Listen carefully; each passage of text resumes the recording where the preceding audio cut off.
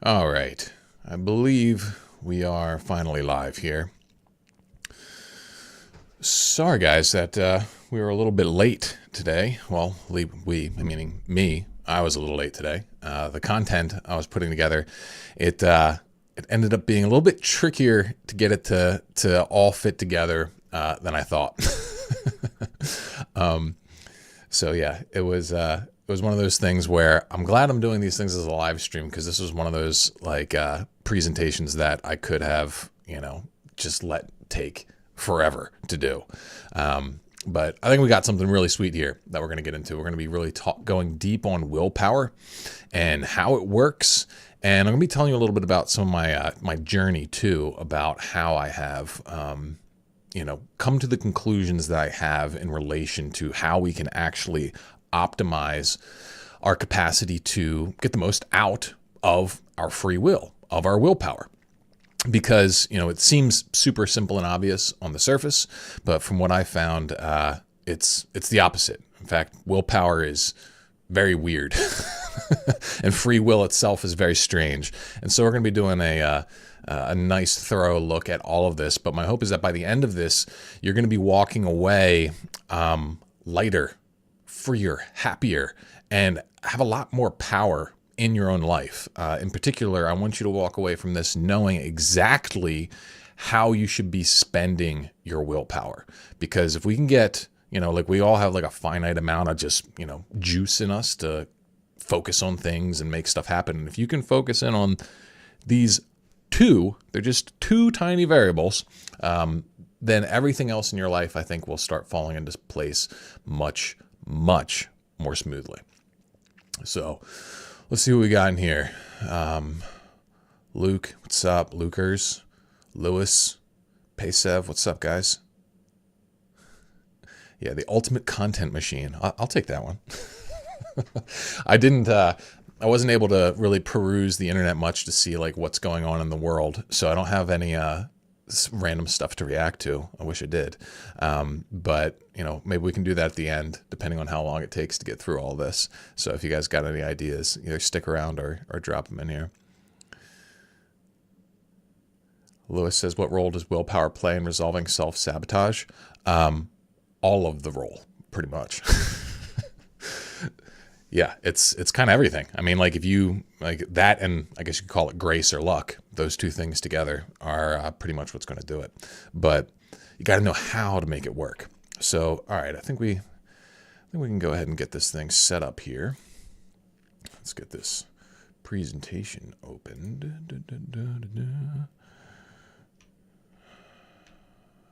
Okay. Of course, you're going to hide my other notes.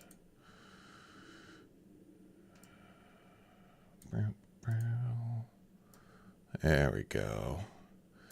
We got some videos to watch this time too. Alex has been watching the Sacred Sexuality Project. Fantastic. Long time follower then. That's always wild. That's the coolest thing. When I've been doing this stuff for so long now that I'll get people who've been following me for 10 years and stuff, and it's wild. It's really cool because usually they're in completely different areas of their life now, and they'll tell me about their journey a little bit. So that's sweet, man. Glad you're here. Okay, so let's get into this thing. All right. So why am I doing a video on willpower? Well, I mean, to be honest with you, willpower has been one of these things that's always extremely fascinated me, but also frustrated me. Probably nothing more in my life has interested me and frustrated me more than this. Because, I mean, if you think about it, if you're self-developmentally minded and you zoom out, well, willpower is the most important concept, right? Because if you can choose to change your life, that mechanism of choice, that's kind of everything outside of, luck or grace, whatever you want to call it. Okay. And so if you can get yourself to make good decisions, then you can give yourself the best shot at living the best life possible. But the problem that we all know is how difficult it can be to get yourself to actually make that good decision, right? And take those good actions. And so my journey with all this stuff, it actually started way back when I was 14 years old, and I had just gotten dumped by my girlfriend. And I had like, crushed on this girl for forever. And I was like, head over heels, the fact that she was dating me. She was like a grade older than me and stuff like that. But then when she left, graduated 8th grade and went to high school, she dumped me, which, is not surprising looking back. But, me back then I was just devastated. I was just crushed. But I didn't really let myself feel any of that stuff. And I actually like repressed all of it. And then I kind of went on like this split trajectory. On like one side, this was unconscious, but on one side I was like, all right, I'm going to decide to be so good. I'm going to be like so awesome that no one's ever going to reject me again.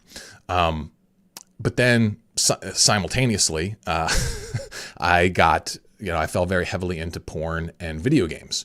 And I think, looking back on it, it's probably like as a way to cope with those feelings and of inadequacy that I never really addressed.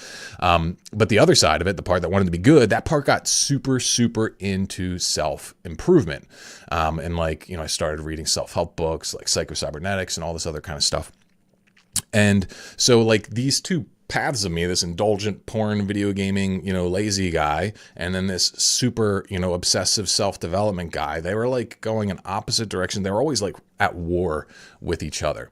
And it was at this point I realized, hold on, like what's going on here? Why can't I just get myself to do what I want to do? Why can't I get myself to get out there and just, play basketball and practice so I can be a better player on the team? Why can't I get myself to just like always, study for my tests or get my assignments done so I can get better grades? Why can't I get myself to show up, cool, relaxed and things like that, and instead, spaz out and, be weird and things like that, right? Like, why can I not control this even though I know what I want to have happen? And so this like tension existed for a long time inside of me. And in this process, like I've been studying this like literally since I was 14. So it's like, 21 years now. And I've learned a lot. And I'm going to try and take you through some of the journey that I went on to help you get to the conclusions that I'm at now, because I'm incredibly happy with the conclusions of how this all works. I was completely lost. And like my core anger at God was this idea of like, you tell me to be good, but then I don't have the power to be good. This is bullshit. To now feeling very peaceful, very in control, very free in my life. And so I want you guys to reach this same place. And a lot of the stuff I learned through studying, some of it was my own discovery. A lot of it was just through, working with the thousands of guys that I've worked with as a professional men's coach over the years. But we're going to start diving into this now, but the overall goal is I want to show you how to use your willpower in a way that actually works and lets you be free. That's really it. That's where we're trying to get to. Okay. So this is the weird guide to willpower, or actually, no, that's not what it is. That's the old title. The new title is the, I can't even see the title now. It was the Unconventional Guide to Willpower Maxing. That's way better, right? Yeah, we're going to go with that one. But I want to just kind of set up with like showing you like the core misinterpretation of what operating from a place of like powerful will looks like. Because I had this this confusion myself. Like when I finally got this, it was kind of startling. So I'm going to share with you guys a clip from a very fun show that some of you guys may be familiar with. It's called One Punch Man. Okay, it's an anime, and I couldn't find it with the English dub, so we're gonna have to. I actually prefer it with the sub, but we're gonna watch this. And so what's going on here is that this guy here, his name's Saitama, and if you're familiar with the show, he's kind of just like this insanely powerful person, but he acts kind of like a goofball. Okay. And this is kind of like the representation of like what willpower is like when you get it, how it really works. And Genos over here, he's like this cyborg dude who's like studying under Saitama. And he's like obsessed with just like pushing harder, getting stronger and this kind of thing. So here, and he's been begging his master to fight him, to take him seriously. And so the way I see it is like the way people think about willpower is over here with Genos, the cyborg, and then how it actually tends to function. It shows up a lot more like Saitama here. So let's just watch this. 実力ランキングのほか、人気ランキングも登録されたみたいですね。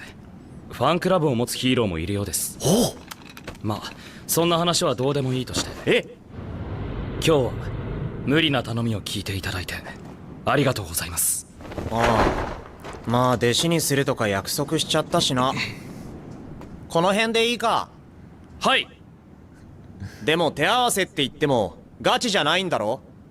俺はそのつもりです。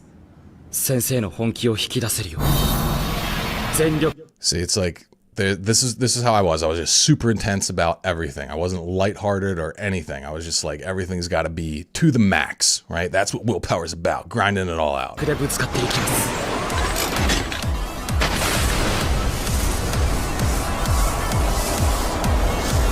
お願いします。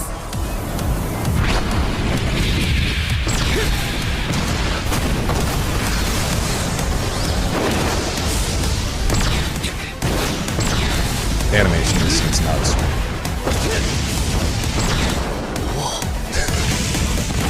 His facial expressions kill me.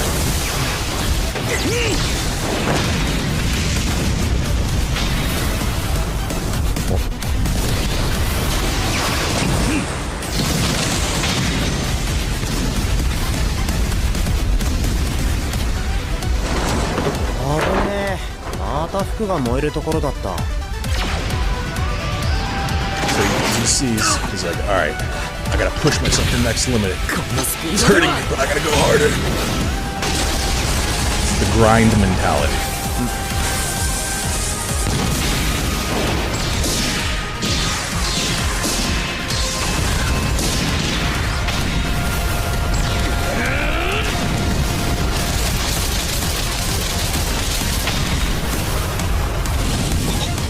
This is all leading up to something. We're not just watching anime.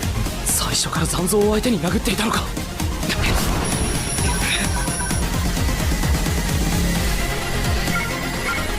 来た。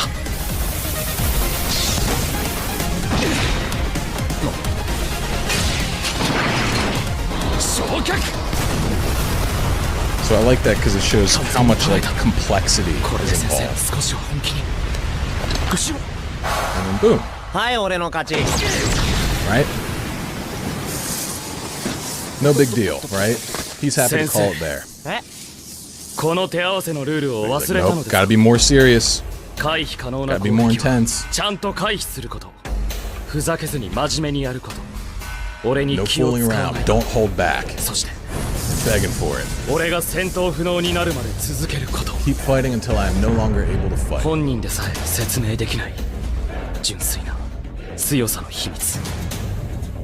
この戦いで何 So か he 使 seems to える have, かもし he れな doesn't い。 even quite understand his own power. 情 That's けは無 important. 用です。 He's like, all right. 以上です。先生。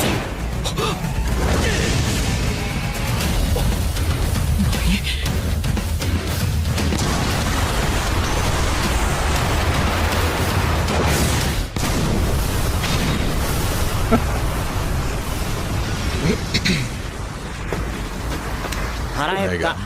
Back to 飯 chill. だ飯。うどん食いに行こうぜ。行きましょう。 He just waddles off. 強くなるためならどんなことでもやる覚悟はある。だが俺が先生の強さに近づけるイメージが He created a 全く湧かない。 Grand Canyon there from his attack. So that was mostly for fun, but it kind of sets up the vibe is like when you really get how willpower works, it's much more like what you saw there from Saitama, where it's things are light, okay? But you can get incredibly serious. You can get very, intense if you need to. And so that's what we're trying to do here. We're trying to get this, the highest, get this thing back up, highest positive return on willpower spent and sense of freedom gained. And if we can do this right, well then we've got ourselves something pretty awesome. Yeah, OPM does rule. All right, next piece here. So when I started like doing this stuff and I kept getting frustrated with my inability to show up, be the man that I wanted to be, and that sort of thing, I started thinking that like, well, one, is my willpower broken? Is there something wrong with me? Which actually led to a deeper and kind of darker, scarier question. And that was what kind of sent me down the rabbit hole, as it were, in terms of this whole discovery process. And so that led me to determinism and this idea of free will. Does it even exist? And I think this is like, this isn't absolutely necessary for us to discuss for the sake of this, but I think it's worth it because a lot of guys, they struggle with this sort of deterministic mindset and often the nihilistic mentality that comes along with it. And if you take any of this stuff seriously, chances are you will start to consider these questions. And so what is determinism? Okay, so we can do a little quick video here that does a good job of breaking it down. What is determinism? Broadly construed, determinism is a theory or doctrine which holds the belief that occurrences of nature, social or psychological phenomena, and acts of the will are causally determined by preceding events or natural laws. In other words, determinism believes that all events, whether involving inanimate matter or conscious beings like humans, are completely determined by previous events. So basically saying everything is Hence, predetermined. if one knows the physical state of the universe completely at any given moment, and all physical laws, one could, in principle, predict the future perfectly, including the so-called free actions of human beings. So it's like, you see here, it's like this, everything in life is like a set of dominoes. And like at the beginning of the universe, this entire massive, incredibly complex set of dominoes was all set up and everything's just falling down from there. And when I like first sort of came across this idea, I was like, damn it. That makes a lot of sense. And that really threw me for a big loop for a little while because it felt like I had no control over my life. It felt like, everything that I do, it doesn't really matter. There's no such thing as free will. There's no such thing then as willpower. It's all just going to be cause and effect, like ping pong balls, like bouncing off of each other, right? And so that really got me upset for a little while. And that is until I started going down the route of the New Age stuff. Because like basically it's like that whole willpower thing, like the determinism stuff, it like stopped me dead. And I was just like, shit, I can't think about this because I was getting like depressed and just like lethargic and like not in a good place, mentally speaking. And I know there's some more positive takes on determinism and stuff like that. But for me, I just couldn't make those click. Like there's this idea that, well, yeah, maybe you're not free, but you should pretend like you're free because it'll make you happier. Or that like free will and determinism are both true. You can be free and also in a deterministic system. And to me, that didn't make any sense either. So neither of those really worked for me. So I just kind of shelved that whole idea. And then I moved into like just studying New Age stuff because I thought it was interesting. I thought it was cool. And when I went down that path, like everybody there was they're relatively kind of happy, although they were kind of weird too. They all kind of had this New Age like wide eye thing. And they would either be like overly kind or they would be like, they would like talk in their like guru voice, like they're seeing off into infinity. And just like side note, if anyone like has a particular affect like that, like you can see it with like the guru voice or the New Age, like or even the like you see it on the Christian side too, like the people who talk in their preacher's voice. It's like as soon as you adopt an affect like that, like you're already working uphill with me, like something's off. And I generally don't trust you because if you're already putting on an act, then I know you're performing and, you're not being just real with me. Regardless. Okay. The one thing that the New Age people had that was interesting is that they couldn't shut up about quantum mechanics. And I thought this was very interesting because they kept saying that quantum mechanics were this and that. They're the key to having superpowers and all this other kind of stuff. But what I was mostly interested in is like, well, what does this mean for the free will stuff? And that's where I got some hope. So here, let's go to this video now.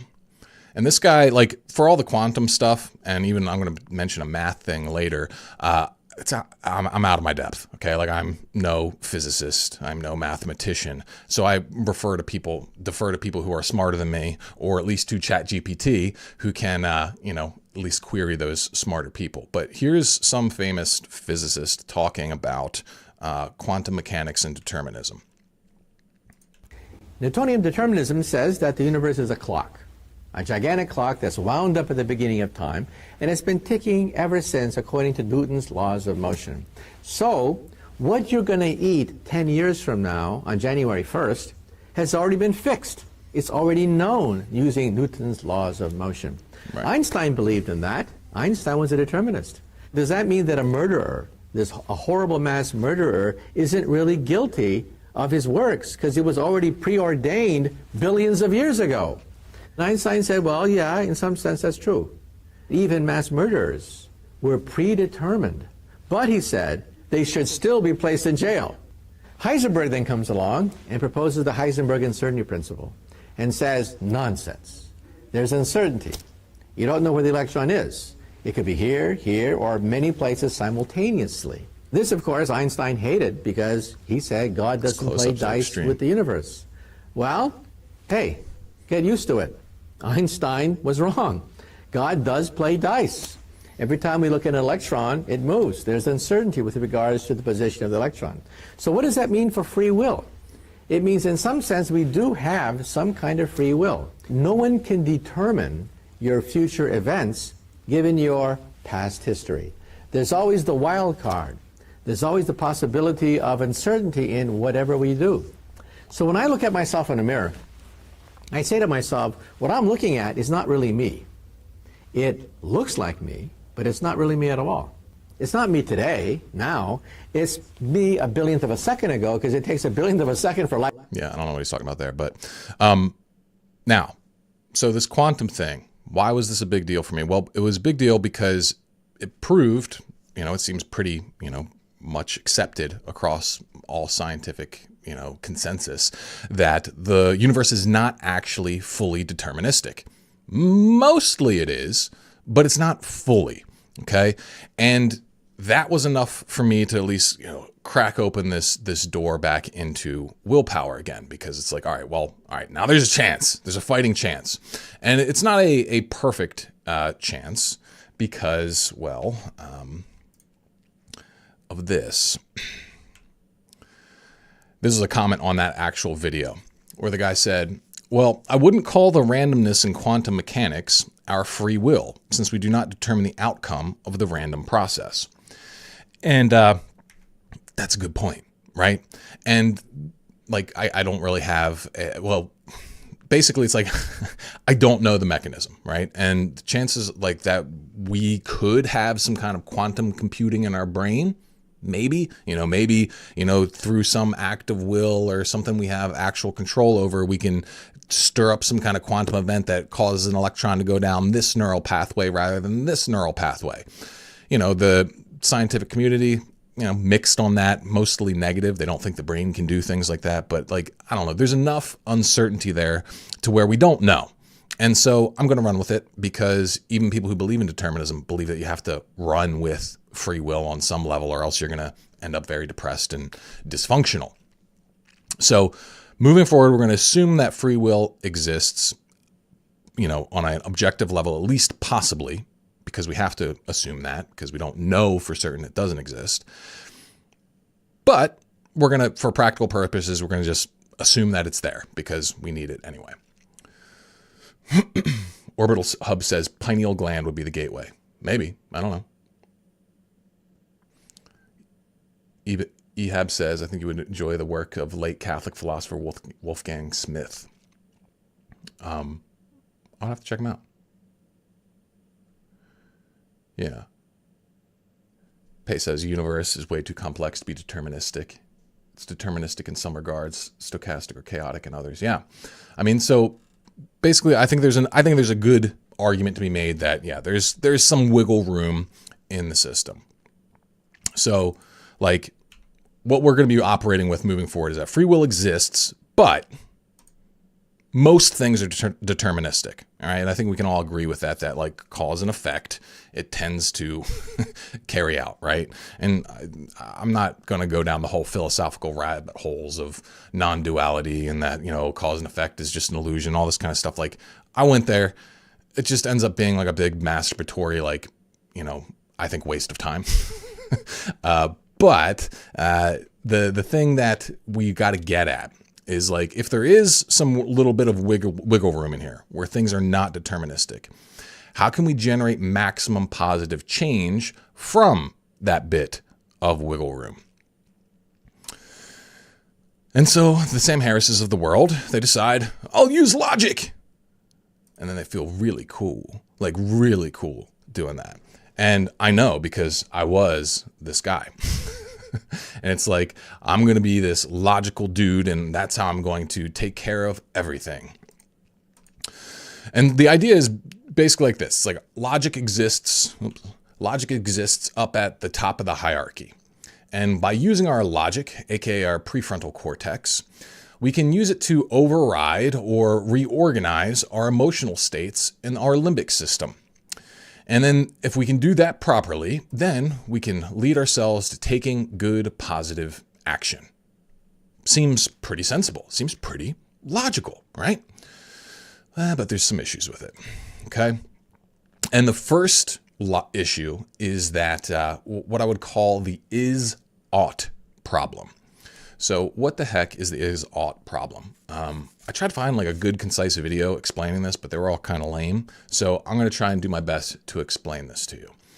Basically, the idea is that logic can solve for X, but it can't tell you what X should represent. So if we're just talking about, a math equation, 5 plus X equals 6, well then what's X? Okay, it's 1, right? 5 plus 1 equals 6. And most mathematics and logic is pretty much just more complex versions of that, right? And logic's really good at doing those kinds of things. But what's a counter example to where this fails? So like, say we want to go to our friend. Well, this is not the counter example. This is just another example of how logic works. So like the shortest path to your friend's house, because you want to get there quick. He's got a new video game and you want to play it with him. And so, you can put it into Google Maps, and Google Maps can run an algorithm that'll tell you the shortest path there. Boom. Awesome. Logic is amazing. But what if you want to figure out your life path? Okay. Well, the path, we're like, well, what variables are we going to optimize for? How do we do that? Do we want to make the most money?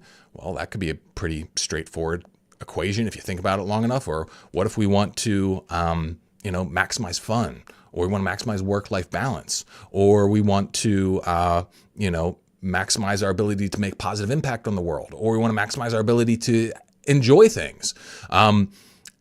Or maybe you want to do all of those, right? That's usually the issue, is that then we got a bunch of variables we're trying to solve for, and we don't know how are we going to weight all of these? How are we going to organize them all? And eventually logic just peters out, and we are left with no direction. We don't know what we're doing.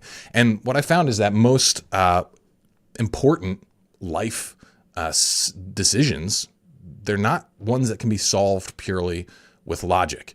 And so when I'm trying to construct my whole discipline mentality off of like, find the most logical thing, get my emotions to deal with it and do it, it starts getting really difficult, right?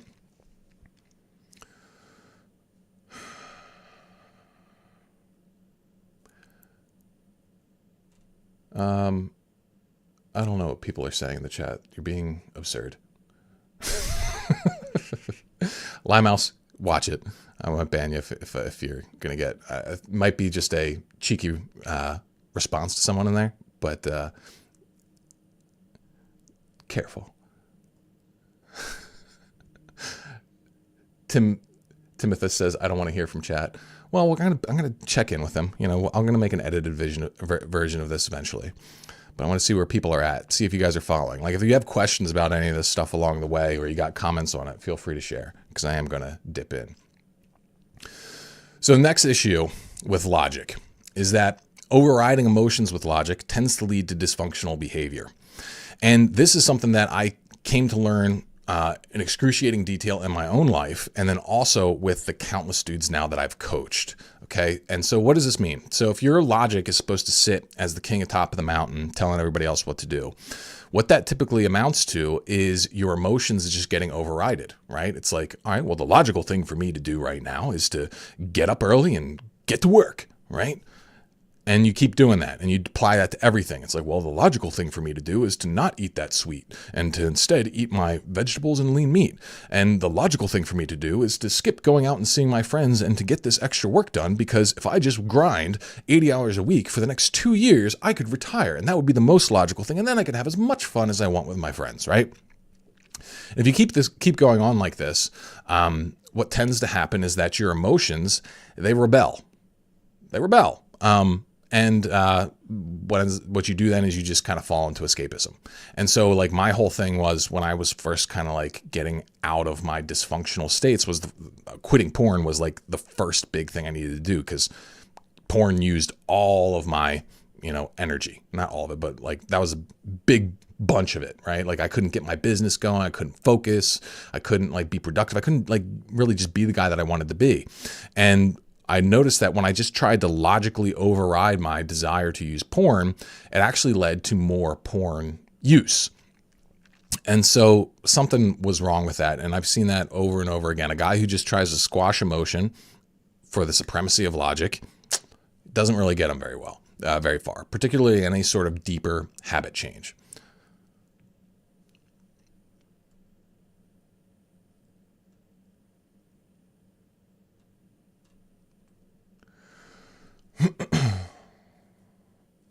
James Watson says repression builds up and eventually explodes.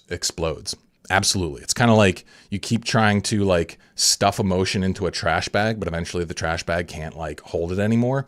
And it comes out in a completely uncontrolled manner, like this, puts garbage all over your floor, metaphorically. Opticrap says the limiting factor of logic is the amount of variables it can calculate. But if somehow your logic could calculate infinite variables, well, yeah, I mean, like we can make up whatever sort of fantastic scenario we'd like and operate in that. But we're trying to operate in the real world. All right, little mouse, you done? I'm gonna put you in timeout. See if you can behave. Put you in a 10-minute timeout. Okay. So then we got another issue here with logic. And this one, I think, is very important, even if it doesn't necessarily seem as important on paper. And that is, it leads to like logic, like overemphasizing logic makes you feel like a robot. And it makes you feel less free. And personally, the whole reason I was interested in willpower and discipline and that sort of thing is because I wanted to feel free, right? I wanted to feel like I was free to be like the best version of myself, the man that I really wanted to be. And the more that I tried to just crank on my logic, the less free I felt. The more, and even when I succeeded, because sometimes you can get really good at repressing your emotions. And then you just become like this super buttoned up, locked down, like robotic like person. You lose your warmth, and also you lose like your ability to enjoy things, because what this comes to is like overliving in your prefrontal cortex and then not really letting your limbic system activate very well. So you stop getting the joy out of life, even if you're doing good things. And it sucks, frankly, and it's not really worth experiencing if you're interested in it. And this is one of those like things that so many guys they want to be able to become this like machine, and you really don't. You really don't. It's not fun.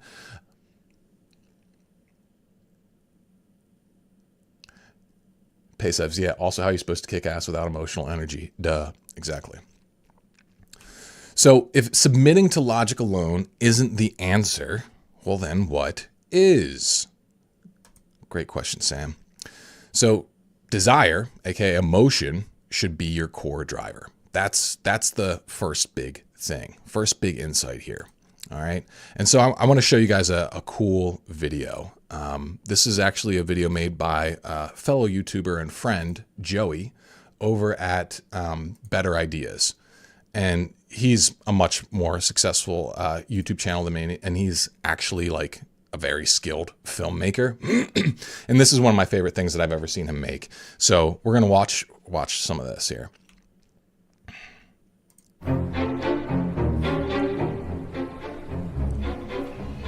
Ah, what a lovely weekend in the neighborhood. Susan is out walking the dog, Frank is hard at work writing his new book, and Billy is... Ah, yes. That's Joey, a classic by the way. Billy Saturday. Waking up late, his mind filled with dread. There are so many things he could do, so many things he should do, but it all just seems so hard for Billy. His obligations crush him, so he does what seems easy. He passes the time on frivolous things that take little to no effort to do. He thinks of his neighbor Frank, industriously engaged in his pursuits. So I'm going to skip always ahead a so little bit here, but focused. basically it's like Billy's undisciplined and unhappy with it. And he, Frank over here is, killing it, and Billy's upset about it. So the interesting part here, for our cases, what was it, 449, right about here. Billy asks a very important question. Was bad as well. But why does it feel just so gosh darn unappealing to do what I need to do before I do it? That's the key, right? Why do we not want to do the good things for us? Why do we feel like we need to use our willpower in the first place? Billy, you've asked the most important question of all. Let me introduce to you the sinister nature of should. You see, highly ambitious people are rebellious by nature, wanting to rise above mediocrity and not be a sheep. This rebelliousness means we don't like it when somebody says, "You should do this." When an ambitious person hears authoritative language like this, they tend to do the opposite. I don't let anyone tell me what to do. We know, Billy. You are very strong and cool. But as you know, just like finally writing that paper, what we think we should do is often what we want to do anyways. It actually feels good to do what we need to do. So telling ourselves we should do it is no help at all, is it? What would you rather do, Billy? What you should do or what you want to do? I want to do what I want to do. Yes, Billy. And what if it is the same thing? What should you call that thing to make sure you do it? I don't get it. Goodness gracious, Billy, you're so close, son. All I'm saying is that you don't have to play this silly little game with your mind anymore. You can simply do what you want. I can? Yes, Billy. I can do what I want. Billy? Billy, wait!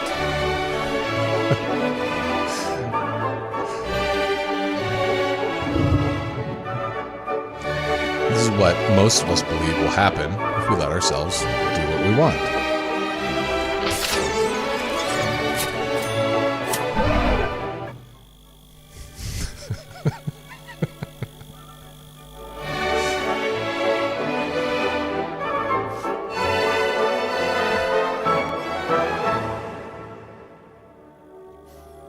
But then it all comes crashing down, right?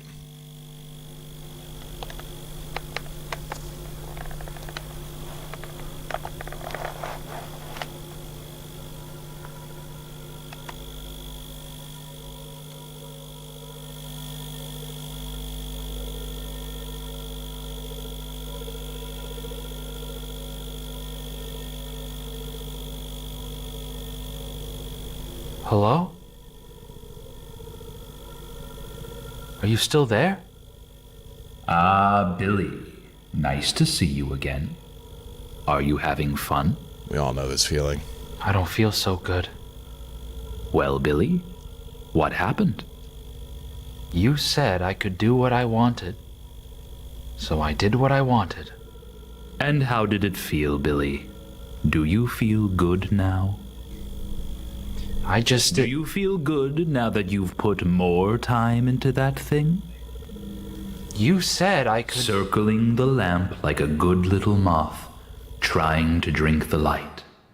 But your wings grow heavy as you flitter and flutter, alone in the dead of night. What? Sorry.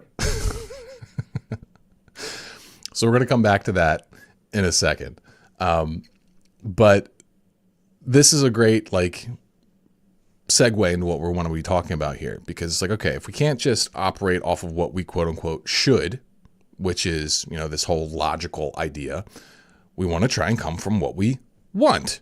But obviously, like when we're coming from where we want, the danger is that we then just let ourselves completely go after, you know, impulsive sort of things that don't really serve us.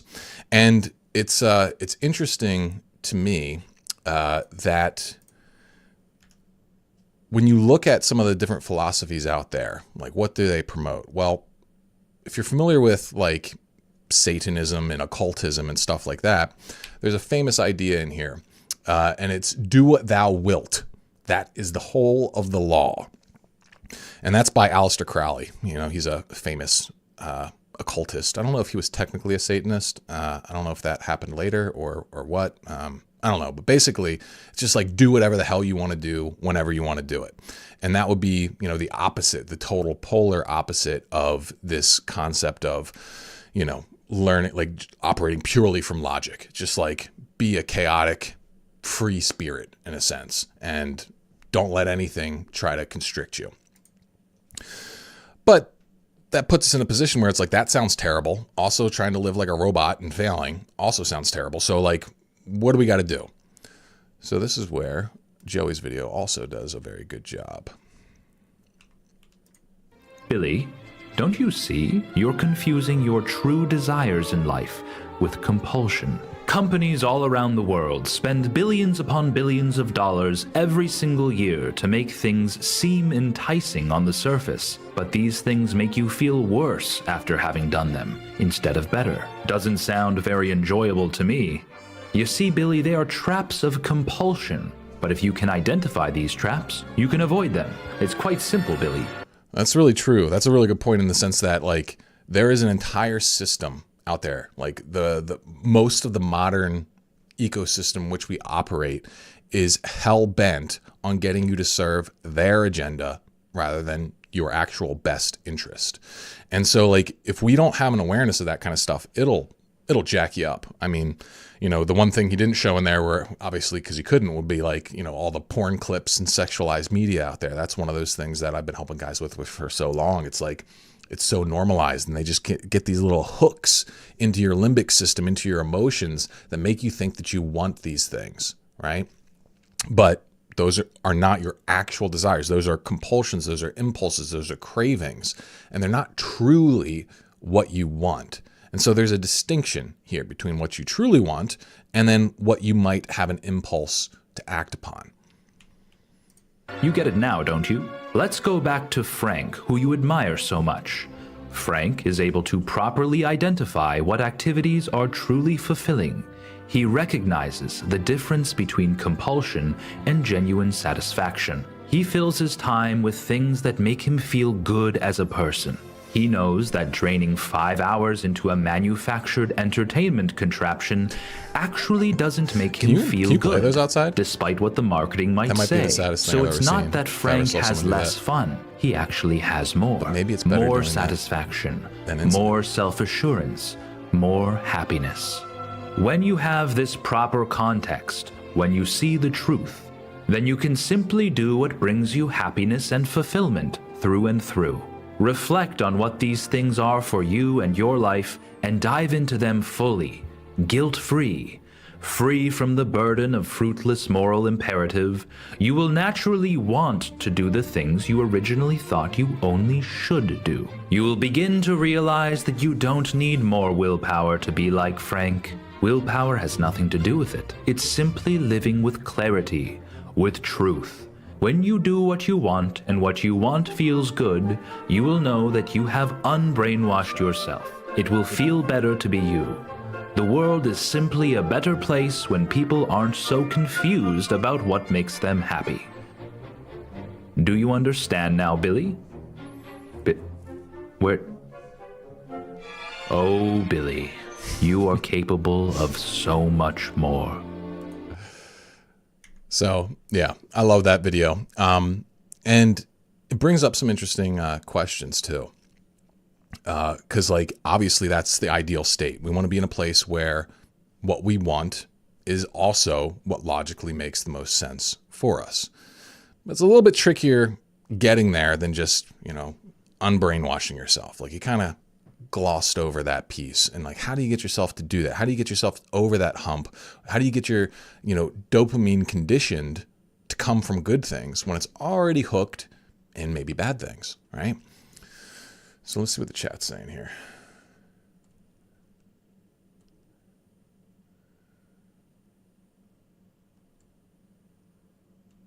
Yeah.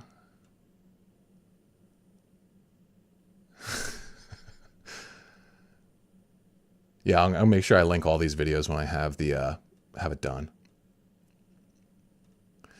All right. So on to our next piece here.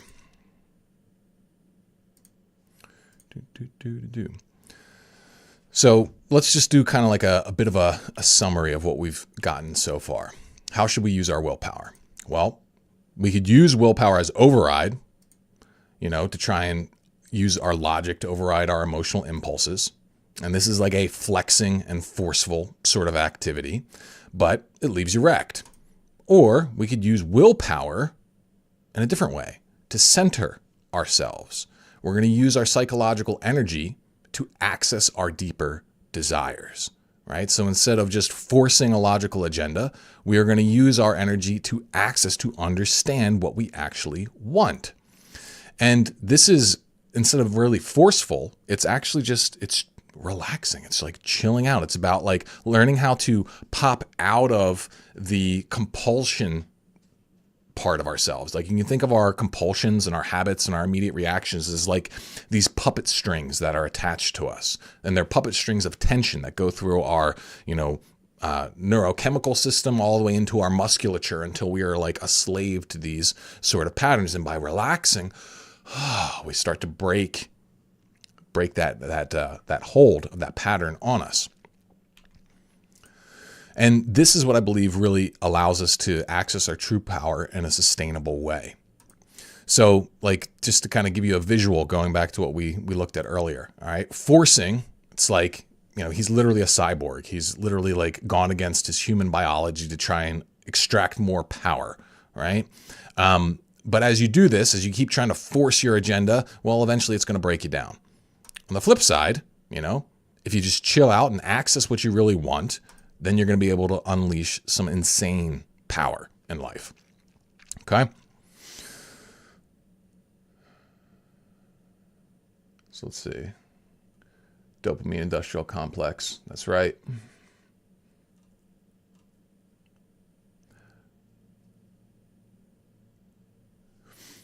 Okay. So, how do we access these deeper desires? That's the next big question, because this is not obvious, right? Like sometimes we can just ask ourselves this, right? Sometimes we can just say, hey, what do I really want when all things are considered? All right. Well, if you get an answer, just do that. And if you do that, guess what? You're going to be able to take good action in a way that it's not even stressful. It's like the energy that you spent was just accessing the answer, right? That's where the willpower is used. Because if it's coming from a true, authentic place, well, then the action then comes rather effortlessly, generally speaking. So instead of, this hyperlogical logic emotion action where we force everything through, we're going to instead be putting emotion at the top. And that's kind of like our emotions and our intuition and stuff like that. That's kind of like the charismatic Captain Kirk, okay? And then we are still going to use logic, but we're going to see logic as a tool of emotion. And you can even take like an evolutionary psychology view of this, in the sense that like our limbic system is much older than our, big fat prefrontal cortex. Like we have our instincts, right? And then our like logical ability is just a way to augment the pursuit of our instinctual, emotional drives. So that then becomes kind of like this first mate Spock. And so, that's what we're doing, is like our emotions, sometimes they come out kind of stupid and primitive, right? And that's will be like the compulsions and things like that, or just like desires that might seem irrational, but we can use logic then to clean those desires up. And if any of you watched any of my videos on dignity, I put a lot of emphasis on this idea that all of our desires are ultimately good. It's just that sometimes they're not logically expressed well, So like the guy who smacks his wife after she says something he doesn't like, ultimately has a good desire there. Probably what he wants is peace. He wants fairness. He wants, some relaxation, or he wants harmony in the family. But the way that he's pursuing it is like, I'm going to dominate her into submission, which is obviously a bad idea. So it's like, you want to take that good impulse, whatever it is in there, righteousness, justice, whatever, and untwist it. And we use logic to untwist it. It's like, well, what's the better way for you to have your wife treat you in a way that you would like? Well, maybe you're gonna have to make some changes like X, Y, and Z, right? And so that's what we have to do with our logic. It works for our emotions. And then that can lead to very harmonious, aligned internal action. So then we run into a problem, okay? What if you don't know what you want? Or maybe you do know, but you're afraid to pursue it, or you don't know how to pursue it. And like your desire then starts, like this whole chain gets disrupted. And this is where things got to go a little bit deeper, because if our whole system's built upon accessing our true desires, if we're having trouble doing that and holding it in a way that's productive, well, then the whole system grinds to a halt, right? It can get very messy very quickly. And this is where a lot of guys come to me in coaching, because like they know what they want to have happen, but like something's not clear, right? Like, or maybe they don't know. They're just like, I don't know what I'm supposed to do with my life. And then they're just stuck then. And so we got to talk about the trap of what you know. So what you know is a closed circle. All right. It's a contained space. And what you don't know is everything outside of it. And the problem with the what you know amount is that you don't know everything. Okay. A lot of times you don't know anything about the future. You don't know everything about the past. You don't know like what you want. Sometimes you don't know the answer to questions. There's a lot of things that fall outside of this circle in the what you don't know space. And a lot of people, they get stuck in here, and bad things happen then. Basically, you start to consume yourself because you're functioning in a closed system. And some of you guys may be familiar with this symbol. It's called the Ouroboros. I think that's how you pronounce it, Ouroboros. It's the snake that eats itself, and it's an ancient symbol. And it's often talked about in a favorable light, especially like when I was like studying all the occultism stuff and that kind of thing. It's like seen as a symbol of knowledge, of harmony, of overcoming duality, and all this other kind of stuff. But what I've found is that really what it is a symbol of the masturbatory pursuit of endless knowledge as the answer to life. Because what ends up happening is like what they try and do is they try to expand what they know so that they have more power. But the problem is you're never going to know everything, and you're always going to keep running into this limit. And then if you keep only operating on what you know, then you're in a closed loop. You are in a system that you're not really free. Things are deterministic then, at least in my view. Because if you're just doing the same old thing, operating on the knowledge that you have, then you don't actually have any control over whether something different happens, whether something new happens. You're entirely at the mercy of the universe to give you something new, give you the answer. And so if you're stuck in a position where you don't know the answer, and you have no way of breaking out of what you know, then you're stuck there perpetually, indefinitely, unless, God decides to throw you a bone, or, say the non-deterministic, chaotic nature of the universe just luckily works in your favor, and then something changes. And so when I realized this, I kind of started feeling like, hey, this is a trap here. There's an issue with this obsession with knowing. And the biggest issue is that when you focus on everything that you know and you put overemphasize your energy there, is that you're going to start to worry about things. And worry is a huge drain on your willpower and on your general quality of life. Because what ends up happening is when you are obsessed with what you know and afraid of what you don't, then life becomes very scary. It becomes very difficult to do things. It feels like, every single step must be calculated perfectly. And in a lot of ways, perfectionism is the result of this kind of thing. It's the result of trying to know things that you can't know. And since you can't know them and you're all just, in your little hidey hole of your own understanding, then you don't want to take risks. You don't want to venture out because, you're leaving that security of what you know. Okay. And this is a massive stunter, and it's a big thing that'll keep people from, really starting anything. So there's a story here I want to share with you guys. It's called the Maybe Story. And some of you have probably heard this one before. Sometimes it's called the story of the Chinese farmer. I think this is Alan Watts doing this. I'll put all the links. Once upon a time, there was a Chinese farmer who lost a horse, ran away. And all the neighbors came round that evening and said, "That's too bad." And he said, "Maybe." Maybe. The next day, the horse came back and brought 7 wild horses with it. And all the neighbors came around and said, "Why, that's great, isn't it?" Yeah, lost horse, but actually got 7 more. The next day, his son was attempting to tame one of these horses and was riding it and was thrown and broke his leg. And all the neighbors came round in the evening and said, "Well, that's too bad, isn't it?" And the farmer said, "Maybe." And the next day, the conscription officers came around looking for people for the army, and they rejected his son because he had a broken leg. And all the neighbors came round that evening and said, "Isn't that wonderful?" And he said, "Maybe." So basically, his response to all the ups and downs in life, he didn't judge them, right? This is like a kind of like a Zen or a Buddhist story around non-judgment.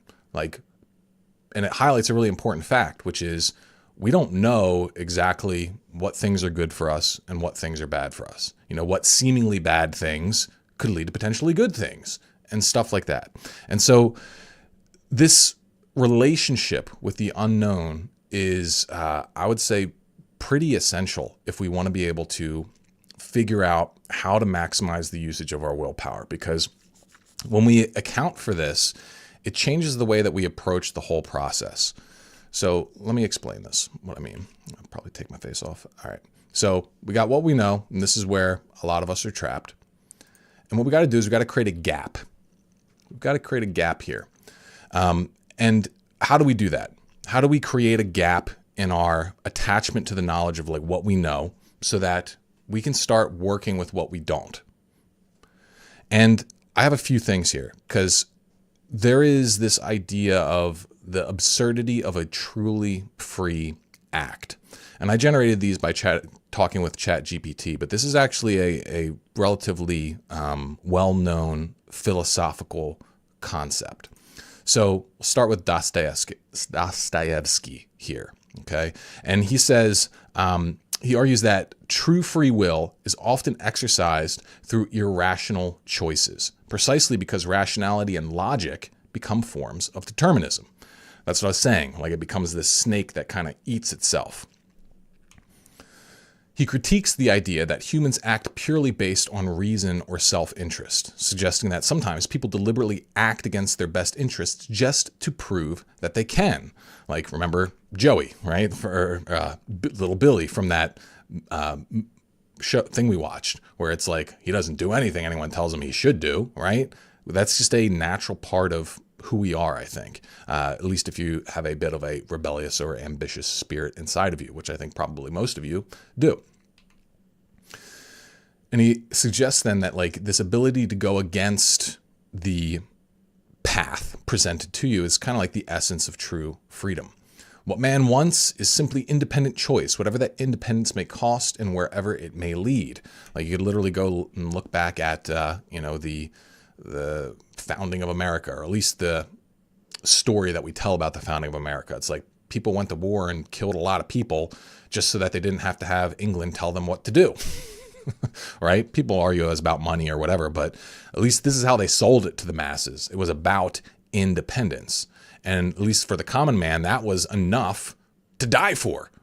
So that says something about our nature, I think. Next one here, Kierkegaard, the existentialist precursor, also explored the idea that true freedom may come from an irrational leap of faith. He argued that rationality cannot fully capture the essence of human experience or existence, and sometimes the only truly free choice is to embrace the absurd, such as faith in God, without logical justification. And so this is like one of those things that anyone who's a theist, I believe, they have to make this leap at some point. They have to decide that I'm simply going to believe in something, even though I don't know that it exists. And I would say that this is true for almost pursuit of any complex good in your life. Unless you know exactly how to do it, like, what are you going to do? Just not work toward it? You're not going to take a chance? You don't want to believe that it could be possible? And a lot of times the things that we think are absurd actually are totally doable, right? Like, people probably thought, like, you go back a couple hundred years and you say, yeah, we're going to put people on the moon, and looks like we might even be able to put people on Mars. They're going to be like, no, that's crazy. That's impossible. But it starts with this a willingness to enter into the potentially absurd, which requires you to leave this confines of what you know.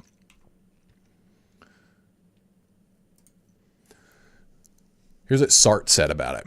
He said, he emphasized radical freedom, claiming that humans are condemned to be free. While Sartre didn't explicitly argue that only irrational choices are free, he did argue that we must define our own essence through acts of choice, often in defiance of external logic, societal expectations, or even our own past, right? Because if you're trapped, like a lot of guys, they do this, they'll get trapped in this idea of who they have been. They're like, oh, well, this is how I succeeded in the past. This is how I failed in the past. This is how I've repeatedly failed in the past. And they let themselves be defined by what was in the past. And then they're closing themselves off to what they don't know about who they could actually potentially become.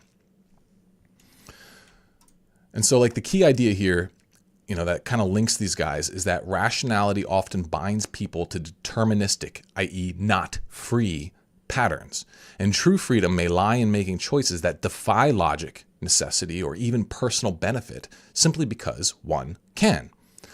So I didn't need to add that last sentence, but so is copy and paste.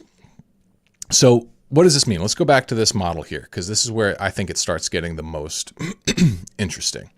So here we go. We want to create this gap in what we know so that we can start working with what we don't.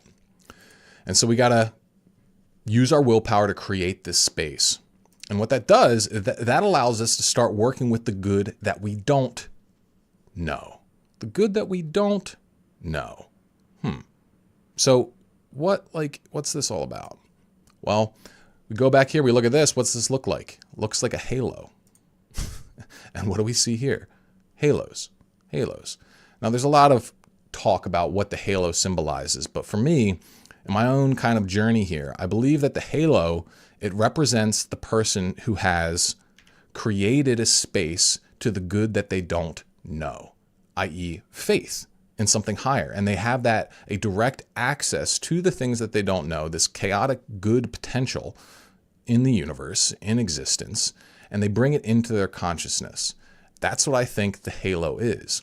And like, it's not just Christianity. Here's a picture of the Buddha like this, and I'm sure other traditions as well have similar sorts of things. And it's like the realm of the intuitive, the realm of the spiritual, the realm of like, something greater beyond consciousness from what I can tell.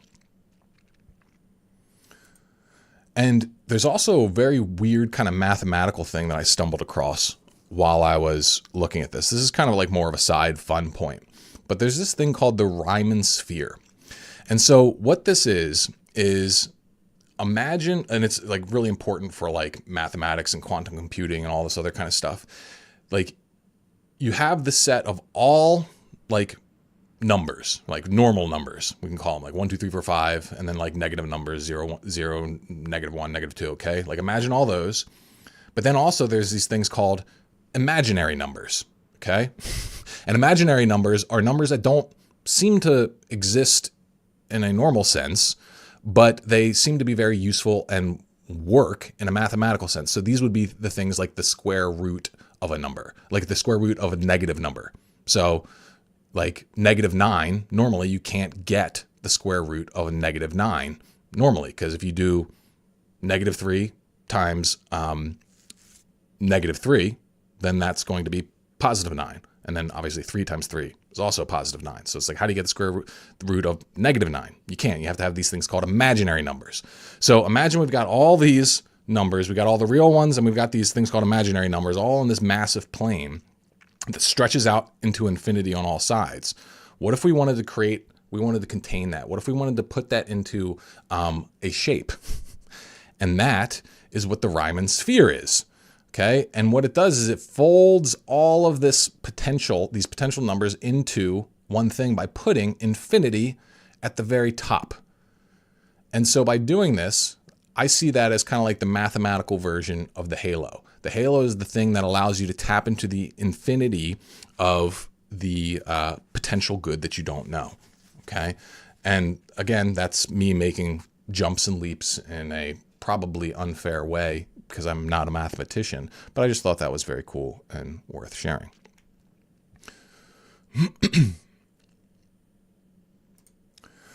So where does this leave us? You need to create space for God, aka the infinite potential for good that you don't yet know, to freely pursue what you truly want. Because otherwise, you're going to be trapped in the prison of what you do know, right? So we have to create a puncture in that. And so that's a leap of faith, right? And that is, in my opinion, a free choice because in a sense, it's kind of absurd. It's kind of crazy to take it seriously.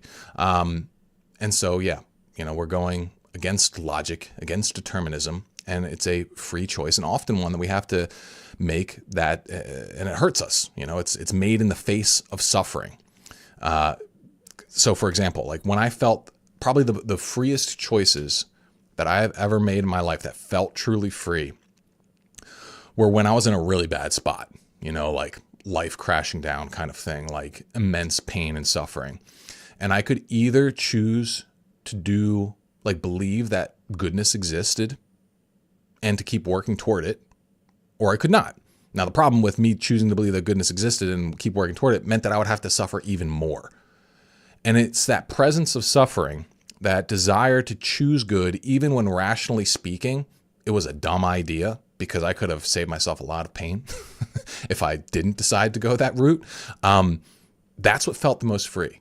And that's like this kind of point of absurdism, that step into the unknown, that, opening of the halo, as it were, that I think where we start getting at a core mechanic of true free will. So how are we going to practice this now? How are we going to actually engage in willpower maxing? So to remind ourselves, our goal here is to generate the highest positive return on willpower spent and sense of freedom gained.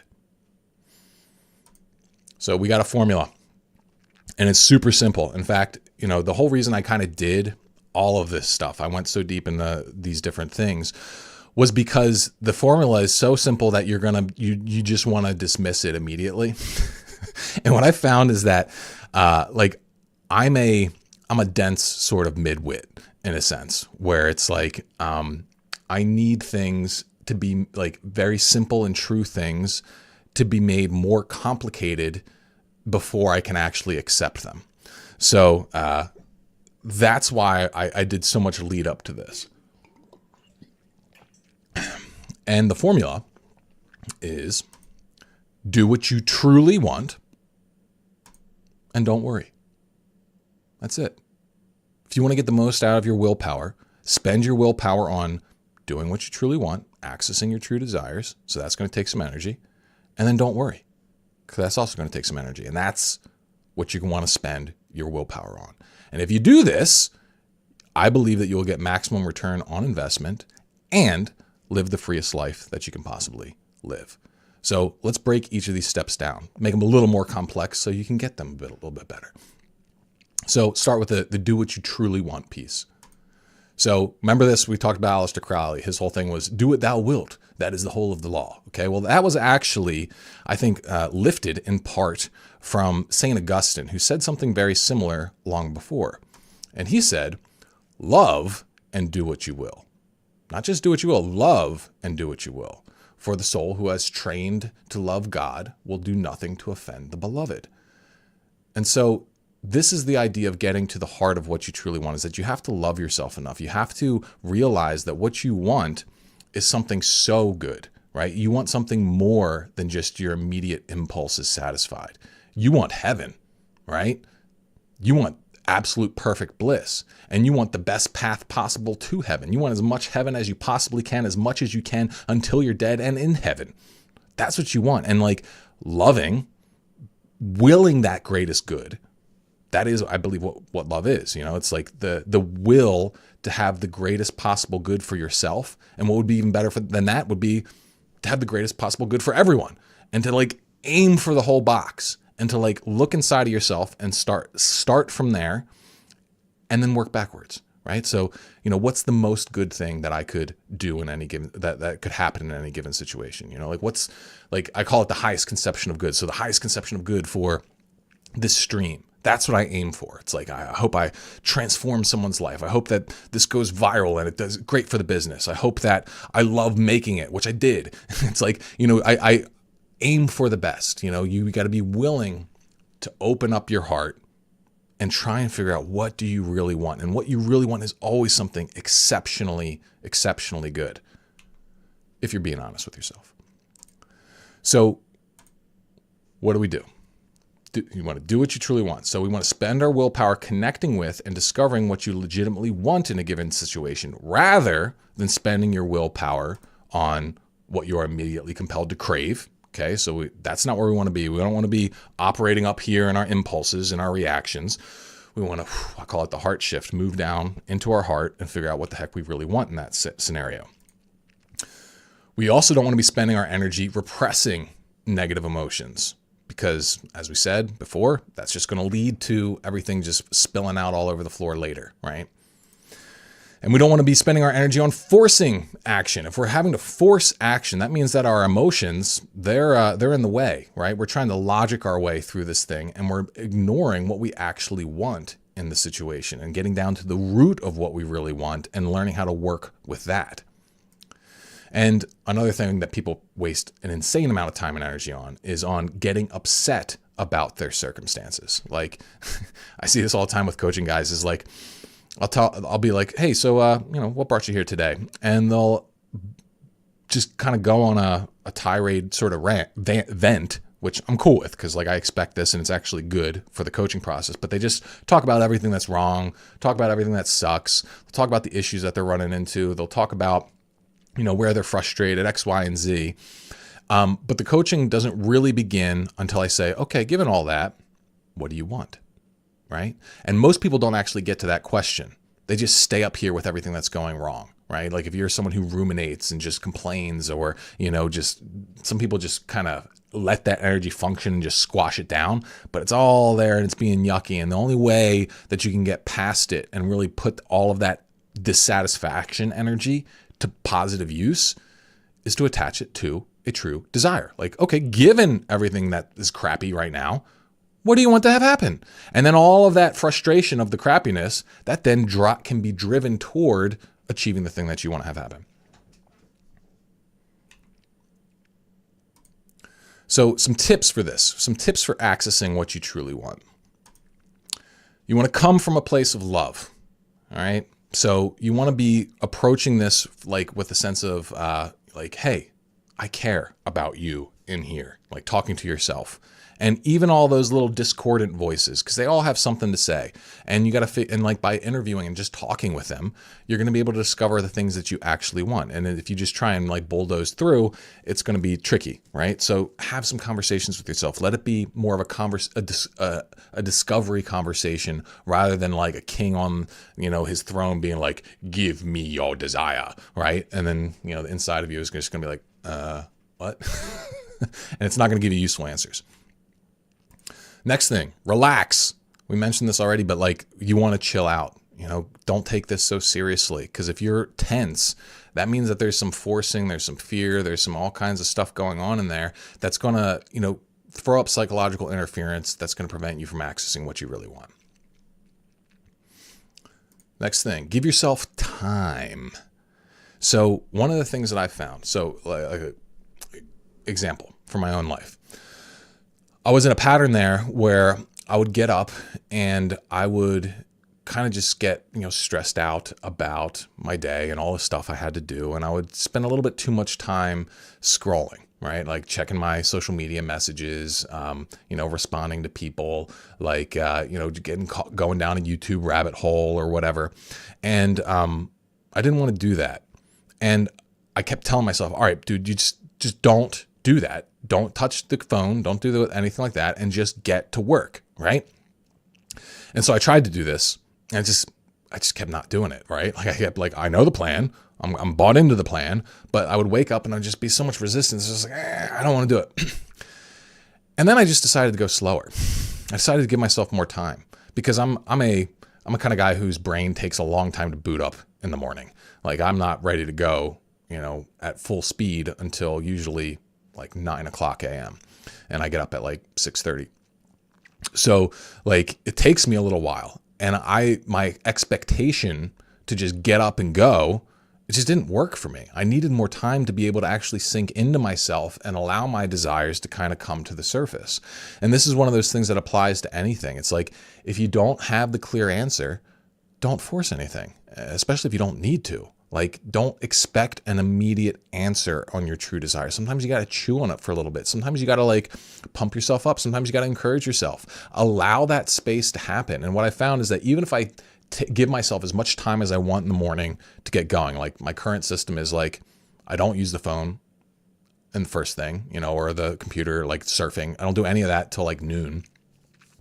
And in that window, I can either work or I can just chill. And a lot of times the chilling, that's what leads to the work, is when I can just kind of sink into myself. I give myself permission, and my mind will naturally start going down and connecting with what I actually want. And then it can just naturally flow into action. But if you try and force the process, you try and make it too quick, it doesn't tend to work out super well. Next thing is aim for direction over perfection. So if you are trying to access what you want and you think you need to have the perfect desire, like crystal clarity, completely laid out and like, yes, that's the $1 million answer. If you're doing that, you might be waiting for way too long. You might not ever actually get there, because a lot of times you just need to have enough of an idea of what you want, enough to take action with. And this is one of the things that I get really heavily into in my rugged productivity series, if any of you guys have been following that. And I think that that's one's, it's really cool, because it's all about how can you just make the directional progress. So as long as you find a direction that you like enough, just go with that. Okay. Just go with that. And that brings us then to our next piece of the formula. Don't worry. Don't worry. So you want to spend willpower. It is worthwhile spending willpower letting go of what you cannot control, instead of fighting to eliminate all uncertainty, because that's impossible. You can't do that, okay?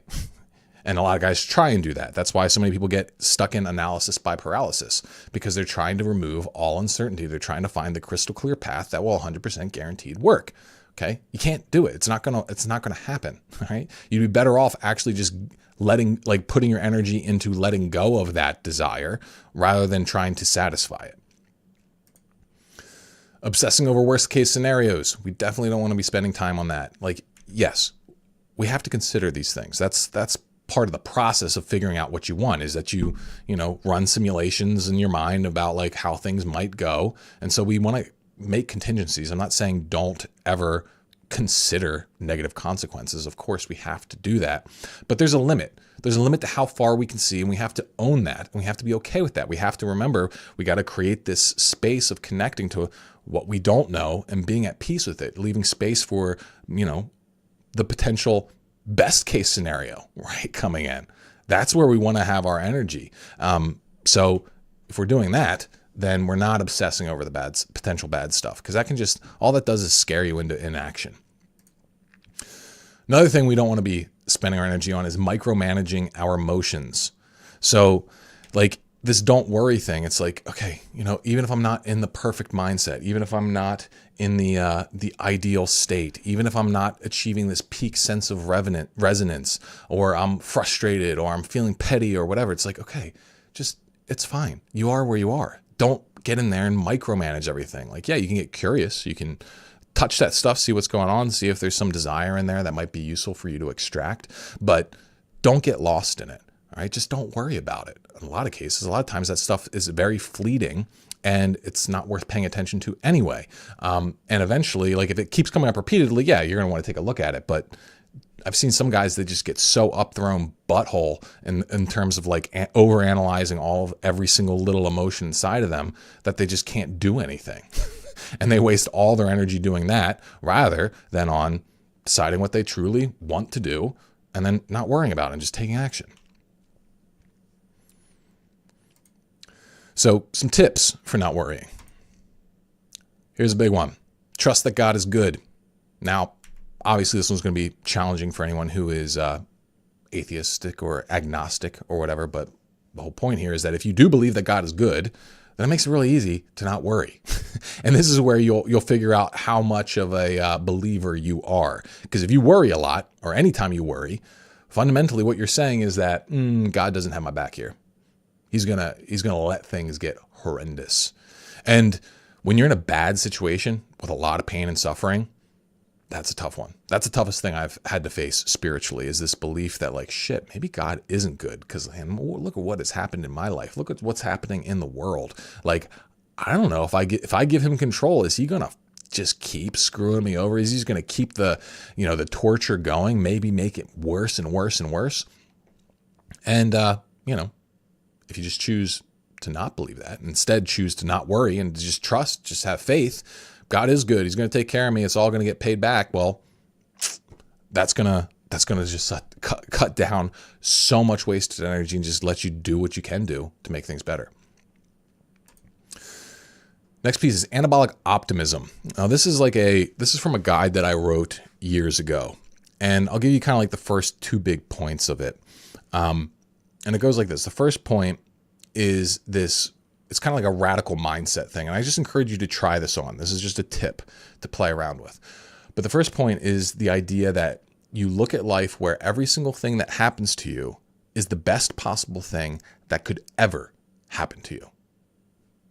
Just try and embrace it like that. It's just that maybe you just don't understand it yet, right? It's kind of like taking the positive side of that, maybe story. It's like maybe it all works out at the end. Maybe all of our pain and suffering actually leads to tremendous things. And then chances are in your own life, you can look at where most of your biggest growth has happened because you suffered. And so if you can learn how to just expect that this is the way things go, that's incredibly powerful. The other piece of anabolic optimism I want to share is this idea that if I don't get what I want, I'm getting something better. I love that perspective, because then it allows me to look at the things where they seem to go sideways, and I immediately start thinking like, oh, this is actually better than the thing that I wanted. I just don't know how yet. So you need to keep that halo open. You need to keep this potential for good to come that you don't understand yet. And if you spend willpower doing that, well, then you can just kind of absorb the bumps in the road, and you can immediately capitalize on the opportunities that exist in you, in your life. Because sometimes even if a situation presents itself as bad, there's almost always some kind of incredible opportunity. At the very least, there's always some opportunity for personal growth that could be insanely valuable to you. Remember your dignity. All right. So like one of the big things that keeps guys worrying about stuff is their potential loss of status in life, where it's like, oh, well, if this thing goes bad, well, then, I'm going to lose financial status, or I'm going to lose my relationship status, or my social status, or my whatever. Okay. But if you are connected to your dignity, which is separate from your status, your dignity is your sense of inherent worth, well, then it makes it a lot easier to let go of this stuff and just not worry. Because it's like, hey, no matter what happens, no matter whether I succeed or whether I fail, I'm still good, fundamentally at my core, and I can love myself, and I can keep sacrificing for my own benefit and giving my goodness to the world. And then the final tip would be to flip anxiety into excitement. This one makes a big change into things. So if you notice yourself getting anxious, that's worry, right? And it's going to eat up your energy. It's going to hold you back. It's going to make things worse. Like, this is something that I was literally doing just a little while ago when I was trying to finish this presentation before the stream time. I wasn't able to do it perfectly. I was still a few minutes late, but like while I was doing it, I was getting anxious. Like, shoot, this thing isn't done. I don't know if it's going to all come together. And so instead I was like, this is exciting. I'm like down to the wire. I'm like in the movie. I'm the man in the arena. I don't know if I'm going to be able to, best this opponent in front of me, which would be the completion of the the presentation, right? And so when I allowed myself to kind of step into this excitement narrative and learning how to lean into the drama of it, it started to become fun. I was like, "Ooh, I'm curious to see what happens. What is the way that this story unfolds?" And when you start embracing this not worrying sort of mentality, things just in life, they become smooth, because it's just like whatever. It's like you don't need to constantly be grasping at control. And what ends up happening is that life becomes kind of like a game with God. At least this is the way I see it, where it's like a ping pong game where God will give you a set of circumstances, and that's him smacking the ping pong ball to you. And then what you do then is you gotta return that serve. And the way you return it is you just do what you want. Love and do what you want. You just decide what you truly want when you're connected to your heart of hearts, and you do that thing, and then you don't worry. You let the ball go. And then guess what? God's going to hit it back to you, and you're going to hit it back to him. And it becomes a very wild and exciting journey when you play this way. And that's when it's only from this mentality that life really starts to feel like a game. Any other mentality, calling life a game, especially when you're in the midst of suffering, it's almost insulting. It's a terrible thing. And people they'll get like existentially nihilistic and depressed because of it. But if you can start tapping into this, you can just do what you truly want and not worry about things, then you're going to take off like a rocket, because all your energy then, is just going to be funneled toward the best outcomes possible. So that's pretty much what I have for you in this one. But like, here's what I'll say is that like this core concept, it's at the root of everything that I do. And if you want a framework to plug yourself into, that'll like let you magnify this even further, then I want you to check out the training that I have in the link of the description here, because it's a free training and it gives you an idea of like, how can we like turn this into a discipline? How can we create some tools that really allow us to take this leveraged willpower and leverage it even more? How can we do that? And so that's what I break down for you. And this is what I use in the Frontline Man program. And guys are getting absolutely incredible results with it. From all over the world. They're quitting porn. They're getting, tripling their productivity, sometimes even more. They're, boosting their income. They're building relationships. They're saving marriages. They're getting first girlfriends. They're, guys getting in shape, quitting weed, quitting alcohol. Like the results are just blowing me away. And so I'm incredibly honored to even be able to attach my name to something like this, but I think a lot of you guys would probably really like it. So I highly encourage you to click the link, watch that, and it'll give you some next steps on how to move into the working with us if you're interested. So thanks guys for tuning in, and hopefully you enjoyed it. So let's see what the chat now here has to say.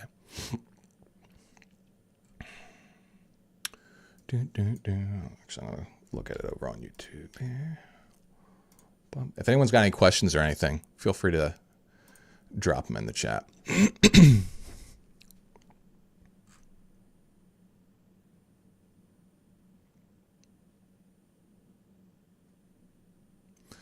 You have like the interpretation of the halo. Yeah, I just like that connection kind of came to me today, and I was like, ooh, that clicks. That clicks.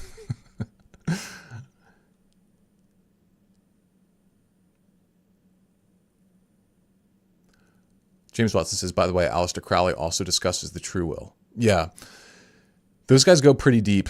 I never got super into his stuff. I thought his writing style was kind of hard to consume, and so I didn't go very heavily into his thing, but probably be worth looking at when I get interested in that sort of thing again.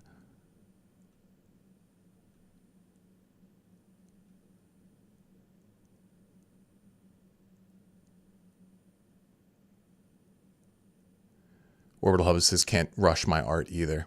Yeah. Create a drama-free zone for creative energy. That's like super huge. And the thing is, so like as an artist or whatever, like anyone who does creative work, until you can get rid of the worry, you're not going to be doing your best work. It just doesn't work. It doesn't function like that. You can use the pressure of a deadline or something to like enhance the energy, but if you're in there anxious, there's no way that you're going to be able to access your highest like creative inspiration. And the thing is, we're all artists in a sense because we're all making creative choices about our own life. And so if you're making a big decision in your life, as much as possible, try and do it free from a place of worry and truly from like this place of like security, curiosity, and just doing what you truly want.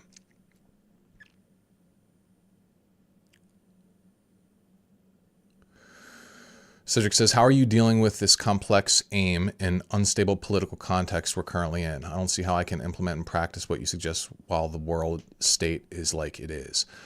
I think that's bullshit. I think that's an excuse. I think you're probably watching too much news because the reality is the politics in the world at large are probably not directly affecting you unless you're like, you know, one of those governmental employees that Doge is currently, kicking out of their jobs, or you're getting deported. Like in general, for a lot of us, this stuff doesn't really have anything to do with us. And it's really about like, it's just about like, well, what do you want to do? And even if you were getting directly impacted by this stuff, say, Elon Musk like kicks down the door of your house and takes your money and says, hey, you're an idiot and now you're fired. Okay. Say he does that. Given that, what do you want to do now? That's all you got to do is like, okay, given that, what do I want to do? Well, I probably want to get another job and I want to get a job that I like. And you go from there.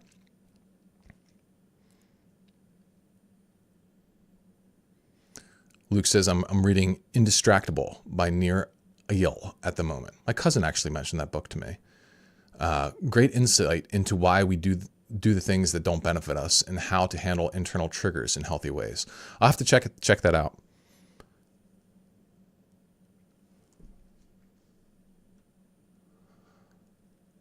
Thanks, John X.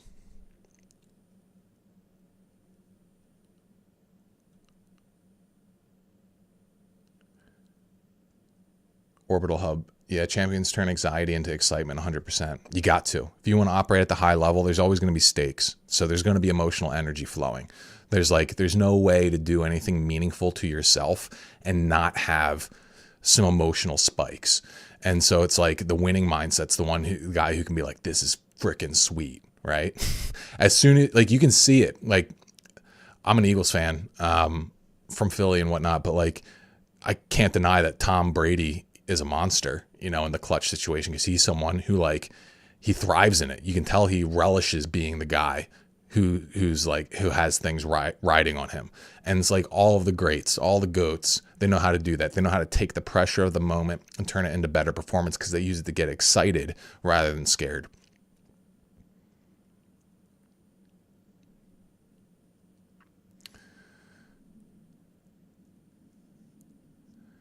Lewis says, how can you change your breathing if you feel anxious but want to convert it into excitement? I don't know how to do it from breathing technique methodology because I think it's more of a mental shift. The way that I do it mentally is I kind of step back from my life and look at it as if I was watching a movie. So I know, like, you don't want to live kind of like that, because that's what some people call disassociation. And it's a very unpleasant state where you feel like you're not actually living your life. But if you can pop out for a moment and you can view your life like a book, well, then it becomes interesting, because like drama is only interesting to the extent to which you don't know what's going to happen. And the more that you want to find out what happened, the more the stakes are there, then the more exciting it is. It's like, that's why shows like to end on a cliffhanger, because then you have to get to the next scene. It's like, oh, I really want to see what happens. And so if you can bring that to your own life, you can look at your own story and be like, oh, I don't know what's going to happen here. Let's find out. I want to find out, right? And if you do that, then that seems to be what helps me make that shift.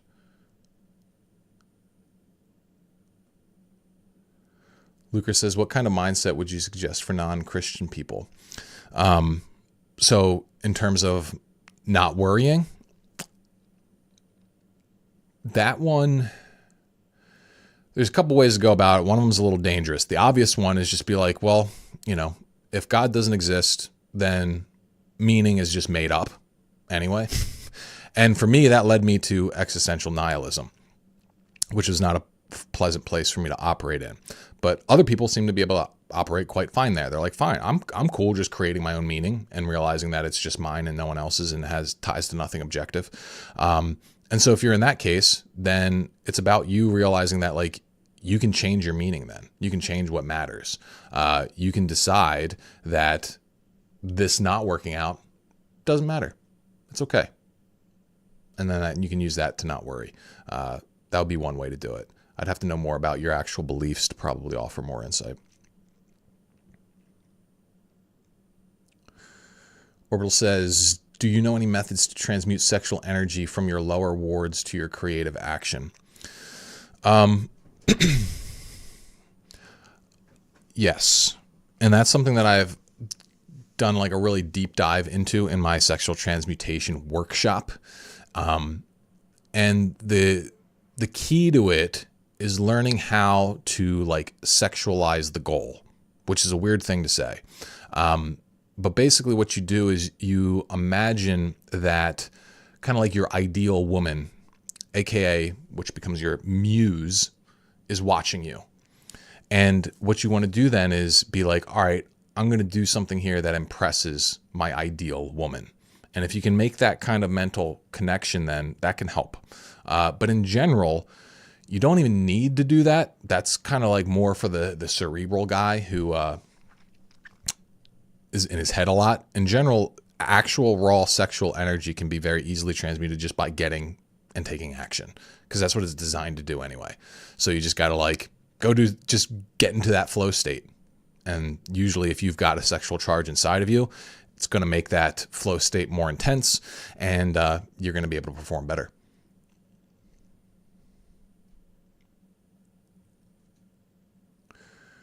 Da Vinci says, your content has been a game changer for me over the years. I appreciate the effort you put into this stuff. Curious if you've ever watched any of Mike Israetel's Making Progress channel.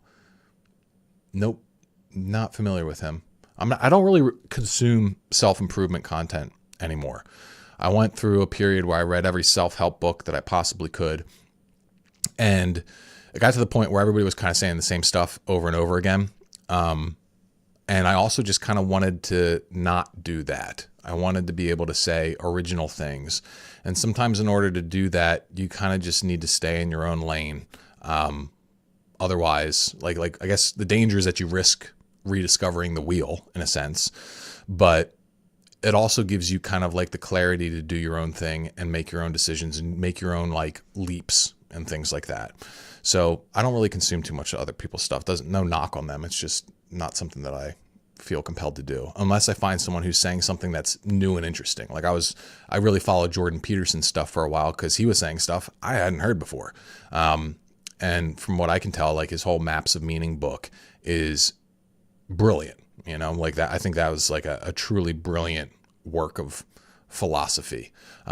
So, his 12 rules for life and those things, they're all right. But like the deep shit that he does, like when I first started like getting into that and like hearing him deconstruct, the whole leftist ideology, that was new thing. So I was like, oh, okay, nice. So if I can find people doing new stuff, I get really hooked really quick. James says, I have had anger issues on longer streaks and depression, etc. on the flat line. What's the strat? So I recommend you watch my previous, I think it was the last stream or the one, I can't remember. I think there was one before that where I talk about the stages of reboot. But basically what you want to do is look into seeing like, well, what are you angry about? Chances are, if you're quitting porn and all this anger rises up, that anger was there anyway, and you're using porn to squash it down. And so you got to figure out, well, let's talk to this emotion, this anger here. Hey, buddy, how you doing? I see you're angry. I'm sorry about that. What do you want to have happen? And if you can figure out the desire behind that anger, then you can start satisfying that desire. And you can use all that anger energy to drive toward it. And when you do that, well, then you're going to start creating a life that you don't want to escape from, which makes it a lot easier to quit porn.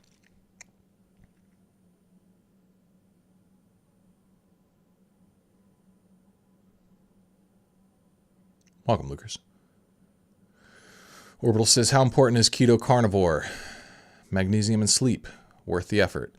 If you don't want to do them, no reason to force yourself to. I've done keto I did it for like 14 days, 14 days. And like, yeah, the mental clarity is pretty sick, but I also felt like kind of lightheaded. I didn't feel as good in energy wise, like in terms of like physical energy. And I took a lot of salts and electrolytes and shit like that. And my workouts just kind of sucked. So I didn't like that. And a similar thing with carnivore. And I just don't feel like not eating carbs ever again. So it's like maybe as a stint here and there, I might do it if I have some specific reason. But I mean, you can just eat generally healthy and also see incredible benefits and still have like, you know, a range of different kinds of foods and things. Like I don't eat perfect by any means. So however, I've never eaten perfect for an extended period of time. So I can't tell you what's on the other side of that, but I don't know. My little experiments didn't provide enough evidence that it was worth it going through it for the long term. Magnesium and supplements, those kinds of things, they're really person dependent. And generally just hitting the basics probably does a lot more than trying to major in the minors, as it were. Like there is a few supplements that actually do things, but none of them are going to do as much as getting regular exercise, getting good sleep, eating relatively healthy, and having goals that you give a shit about, you know, and making sure that you connect with people, making sure that you have like legitimate downtime and recreation that you actually enjoy. Like these things are all going to give you way more results than what your supplement stack is. You know, obviously if you're trying to be a bodybuilder, well, then things start getting a little bit different, but yeah.